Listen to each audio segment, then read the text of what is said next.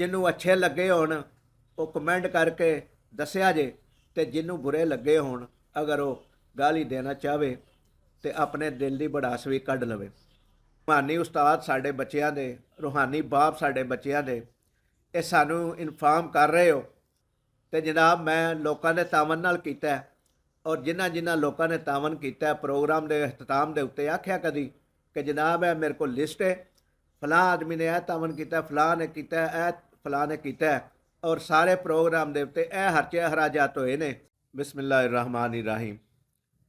दोस्तों अस्सलामुअलैकुम।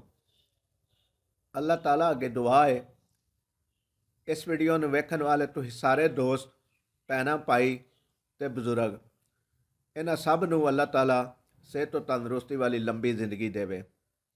आमीन सुम्मा आमीन।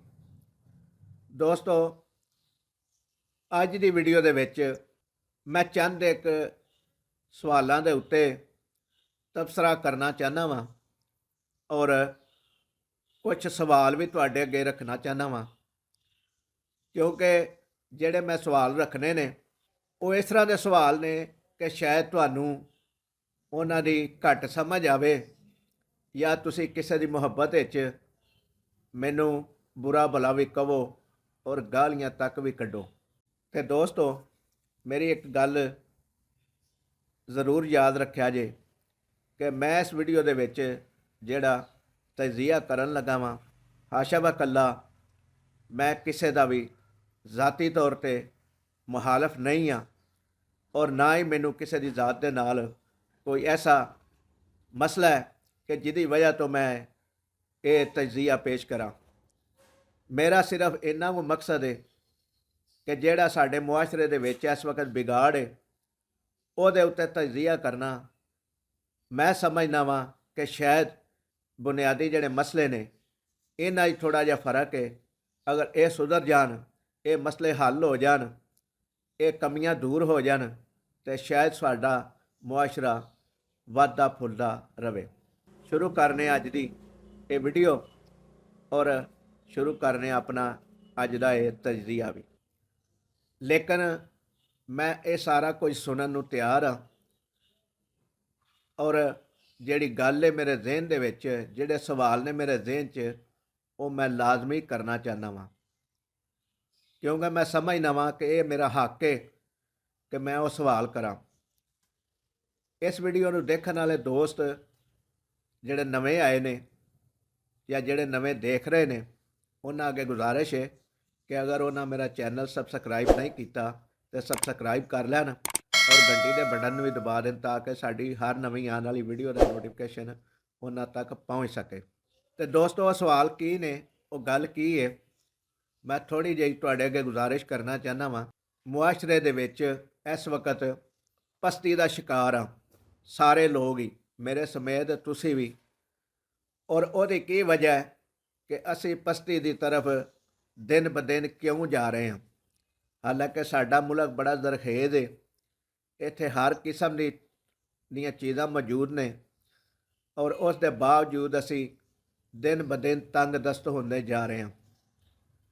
तो अज इस तजजिए दे विच ज़रा गौरो फिक्र कर लईए, और तुसीं भी सोच लो कि मैं जिहड़ी गुफ्तगू कर रहा वो आया सही है या गलत है। कमेंट करके ये भी राय लाजमी दिया जे। वो गल की है जिहड़ी मैं करनी चाह रहा, और जिहदी वजह तो मैं एक गल कही है कि असी हर वक्त पस्ती की तरफ जा रहे हैं। तो दोस्तों गल वो ये वे कि पिछले दिनों देखिया तुसी कि उस्तादा ने हड़ताल की हुई सी, और हड़ताल दे विच साडे बच्चे स्कूल नहीं सन जा रहे, लेकिन जिहड़े उस्तादा ने हड़ताल की सी वो अपने अपने स्कूल की बिल्डिंग विच बह के एहतजाज कर रहे सन, और खुद हाज़री भी ला रहे सन। अपने आप नूं तो समझ लो कि ठीक रख रहे सन, रजिस्टर हाज़री के उत्ते अपनी हाज़री ला के, लेकिन बच्चों नूं स्कूलों तो गैर हाज़र रखिया तकरीबन 2 हफ्ते। तो जो कोई जाके उन्होंने सवाल करता ही कि तुहानूं एक ही मसला है, मीडिया वाला या कोई सोशल मीडिया वाला, तो बुनियादी तौर पर पहली गल का जवाब वो देंदे हन ਜਾਂ ਸਾਨੂੰ ਇਹ ਦੱਸਣ ਦੀ ਕੋਸ਼ਿਸ਼ ਕਰਦੇ ਹਨ ਕਿ ਜਨਾਬ ਇਹਨਾਂ ਸਕੂਲਾਂ ਦੇ ਵਿੱਚ ਗਰੀਬਾਂ ਦੇ ਬੱਚੇ ਪੜ੍ਹਦੇ ਨੇ।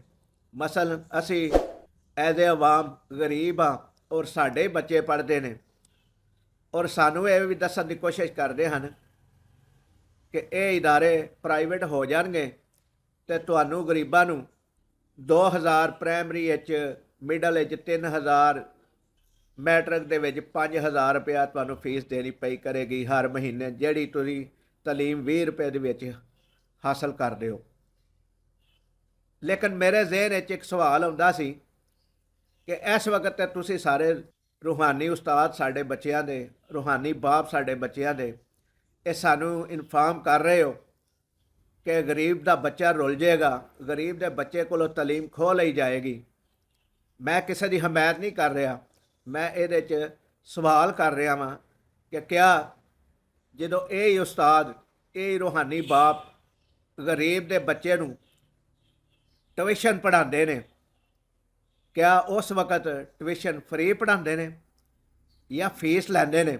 ਅਗਰ ਇੱਕ ਬੱਚਾ ਮਹੀਨੇ ਦੇ ਸ਼ੁਰੂ ਵਿੱਚ ਜਿਹੜਾ ਮਹੀਨਾ ਪੂਰਾ ਹੋਣਾ ਹੈ ਟਿਊਸ਼ਨ ਫੀਸ ਨਹੀਂ ਦਿੰਦਾ, ਤੇ ਕਿਆ ਉਹਨੂੰ ਵਾਪਸ ਘਰ ਨਹੀਂ ਭੇਜ ਦਿੰਦੇ ਜਿੱਥੇ ਟਿਊਸ਼ਨ ਪੜ੍ਹਾ ਰਹੇ ਹੁੰਦੇ ਨੇ? ਪਹਿਲਾ ਸਵਾਲ ਮੇਰਾ ਇਹ ਵੇ।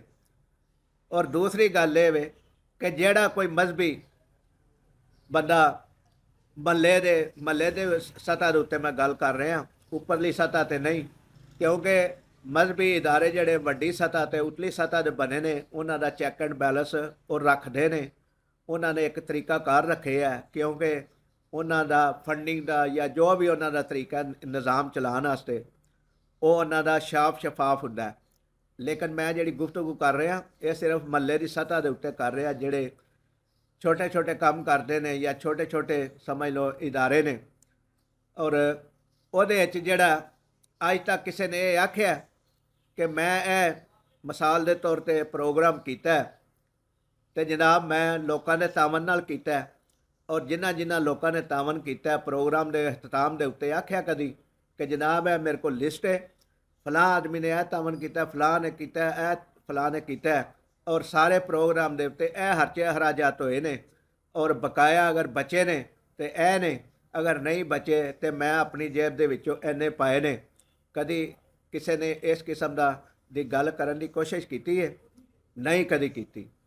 ਇਹ ਦੋ ਜਗ੍ਹਾ ਦੇ ਉੱਤੇ ਜਿਹੜਾ ਮੈਂ ਤਜਜ਼ੀਆ ਕੀਤਾ ਇਸ ਕਰਨ ਦਾ ਮਕਸਦ ਇਹ ਵੇ ਕਿ ਸਾਡੀਆਂ ਬੁਨਿਆਦਾਂ ਨੇ ਜਿੱਥੋਂ ਅਸਾਂ ਮੁਆਸ਼ਰੇ ਨੂੰ ਡਿਲੀਵਰ ਕਰਨਾ ਹੈ, ਮੁਆਸ਼ਰੇ ਨੂੰ ਸੁਧਾਰਨਾ ਹੈ, ਮੁਆਸ਼ਰੇ ਨੂੰ ਸੱਚ ਔਰ ਝੂਠ ਦੀ ਪਹਿਚਾਣ ਦੱਸਣੀ ਹੈ, ਬੱਚੇ ਦੀ ਤਾਲੀਮ ਤਰਬੀਅਤ ਕਰਨੀ ਹੈ। ਅਗਰ ਇੱਥੇ ਹੀ ਇਹ ਨਿਜ਼ਾਮ ਅਗਰ ਖਰਾਬ ਹੈ ਤੇ ਮੈਂ ਨਹੀਂ ਸਮਝਦਾ ਕਿ ਸਾਡਾ ਮੁਆਸ਼ਰਾ ਅੱਛਾ ਹੋਏਗਾ ਜਾਂ ਉਹ ਇਹ ਉਮੀਦ ਲਾ ਕੇ ਰੱਖੀਏ ਕਿ ਸਾਡੇ ਮੁਆਸ਼ਰੇ ਦੇ ਵਿੱਚ ਸੁਧਾਰ ਆਏਗਾ। ਤੇ ਦੋਸਤੋ ਇਹ ਸਨ ਇੱਕ ਦੋ ਸਵਾਲ, ਜਿਹਨੂੰ ਅੱਛੇ ਲੱਗੇ ਹੋਣ ਉਹ ਕਮੈਂਟ ਕਰਕੇ ਦੱਸਿਆ ਜੇ, ਤੇ ਜਿਹਨੂੰ ਬੁਰੇ ਲੱਗੇ ਹੋਣ ਅਗਰ ਉਹ ਗਾਲੀ ਦੇਣਾ ਚਾਹਵੇ ਤੇ ਆਪਣੇ ਦਿਲ ਦੀ ਭੜਾਸ ਵੀ ਕੱਢ ਲਵੇ, ਕਿਉਂਕਿ ਮੇਰਾ ਸਵਾਲ ਕਰਨ ਦਾ ਜਿਹੜਾ ਮਕਸਦ ਹੈ ਸਿਰਫ ਇਹੋ ਹੀ ਹੈ ਕਿ ਸਾਡੇ ਮੁਆਸ਼ਰੇ ਦੇ ਵਿੱਚ ਸੁਧਾਰ ਆ ਜਾਏ, ਜਿੱਥੋਂ ਸਾਡੀ ਬੁਨਿਆਦ ਹੈ ਮੁਆਸ਼ਰਾ ਬਣਨ ਦੀ, ਉਹ ਜਗ੍ਹਾ ਵੀ ਸਹੀ ਹੋ ਜਾਣ, ਔਰ ਉੱਥੇ ਵੀ ਅਗਰ ਕੋਈ ਕਮੀ ਹੈ ਵੇ ਤੇ ਉਹ ਵੀ ਦੂਰ ਹੋ ਜਾਏ।